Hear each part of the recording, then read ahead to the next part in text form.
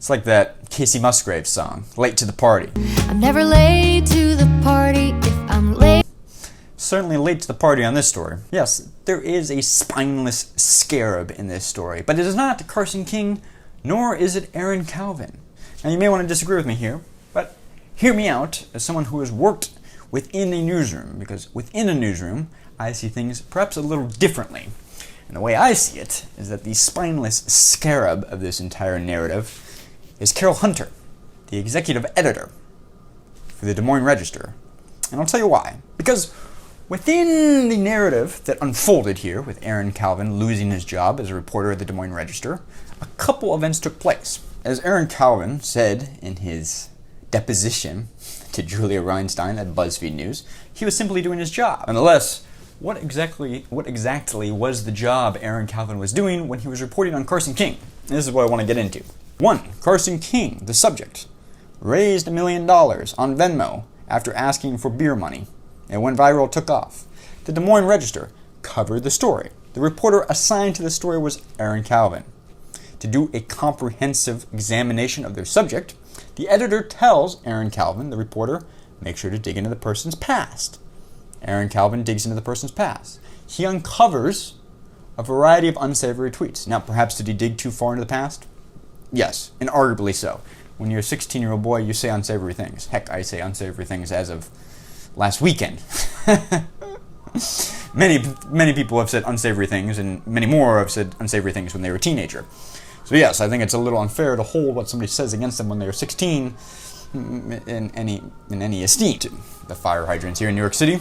Aaron Calvin, the reporter, went back to his editor, said, here's the history, here's the story piece, the editors said, great, you've done the history, it gets published. And then the Twitter sphere erupts. They get mad. They think you've dug into this Midwestern hero. There's no need to dig into that individual's tweets. And so the Twitter sphere gets enraged, and they go through Aaron Calvin's tweets. And lo and behold, what do they dig up? Some unsavory tweets about the reporter himself. Looks like the reporter is not so good about tweeting PC sentences himself. No, not at all. So, what does the Des Moines Register do? Well, first they issue a defense of the fact that they went through Carson King's the subject's tweet, saying this is standard operating procedure. We always go through the history of our subjects. We want a comprehensive examination of any subject, because in the past we've determined occasionally if somebody is fraudulent, or a scammer. But this is nothing out of the ordinary. If that is true, that it was their stated defense of the reason why the Des Moines Register, the publication, went through Carson King's tweets, then Aaron Calvin was simply doing his job. Now, I will grant you, simply doing your job still is not a very good defense. It doesn't look good. I think the Nuremberg trials kind of put that defense to bed. Simply doing your job doesn't cut it anymore. Nonetheless, Aaron Calvin is not very high up in seniority within a newsroom, and rest assured, a newsroom is very hierarchical. There was editors that both requested him to do the story a certain way, and 2 signed off on the story. They reviewed it, and they approved it for publication. People have then been working in the newsroom at the Des Moines Register longer than he has, and working in journalism longer than Aaron Calvin has. Aaron Calvin's 27. A young lad in terms of local newspapers. People have been around for decades. Then what happens? Well, a few more days continue. The heat is pressed on the Des Moines Register. And what does the Des Moines Register do? They crumple like a plastic chair from Walmart, just melted under the heat of Twitter. And they promptly fire Aaron Calvin. And the executive editor, Carol Hunter, writes in an op-ed, we've taken the appropriate action because ultimately what is most important is our readers' trust. Our readers' trust. Your readers' trust. How can your readers trust you when your own employees can't even trust you to have their back under the most minute criticism? The most common criticism there is. Hypocrisy of tweets. That's all it plagues the New York Times, plagues the Wall Street Journal, it plagues every media company you can think of. And what does the Des Moines Register do? It folds. It scapegoats their poor reporter who was assigned to the story, told to cover it a certain way, and then the editors approved, signed off on the fact that they were digging up the tweets. There were multiple people that were approving this process. But no, to reestablish the trust of the readers, they're going to scapegoat this 27-year-old Aaron Calvin boy. He is the ultimate the ultimate responsibility and nucleus for this hypocrisy of digging up tweets. In fact, how could it be that he had such unsavory tweets in his history? Well, it's your bloody fault for missing them in the first place, Des Moines Register. And in fact, Carol Hunter, I would argue it's your fault because you are the executive editor of the Des Moines Register, and ultimately the buck stops with you. That's what the point of the executive editor means. It means you are responsible for the publication of the Des Moines Register. And therefore, the accountability should rest on your shoulders. Because ultimately, I would make an argument here that the system itself is flawed. If the standard operating procedure for the Des Moines Register is to dig into a subject's past, and part of that digging in means unearthing tweets from when an individual is 16 years old, whose fault is that? Who is creating the system and encouraging that system to transpire among reporters? The executive editor. Who has the power to stop that system? The executive editor. Whose responsibility is that system? The executive editor. You, Carol Hunter. You, Carol Hunter. No.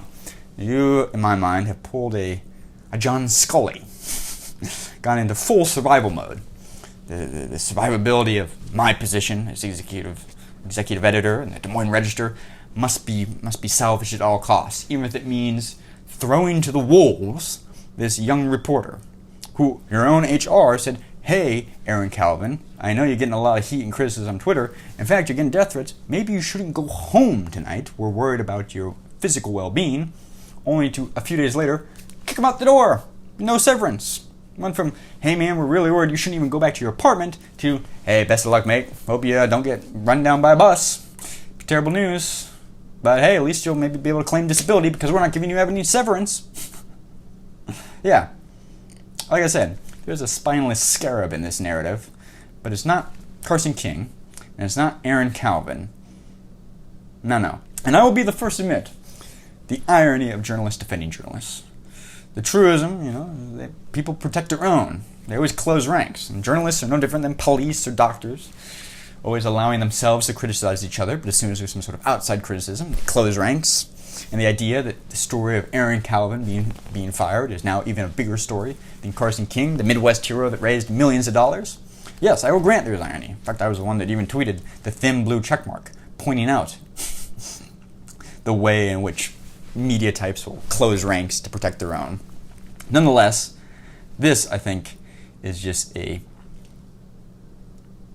parable into the hypocrisy and fickleness of media companies. They're run by John Scullys. John Scullys of the world. And Aaron Calvin, well, you got fired. But many a great person has been fired. I've been fired from innumerable jobs. Join the ranks. James May, Top Gear, famously says he's been fired from every job he's ever had. So, welcome aboard. Forget the Des Moines Register. They never had you back anyway. Especially not Carol Hunter. Anyway, that's just my opinion. I could be wrong. I often am. Let me know what you guys think down below. Leave a like, comment, share, subscribe if you found this interesting or insightful. I know it's been covered to death a little bit, but as someone who has worked inside newsrooms, I place the responsibility elsewhere. And I see it as a slightly more complex issue. Let me know what you guys think. Thanks for watching, guys. See you guys tomorrow. Bye.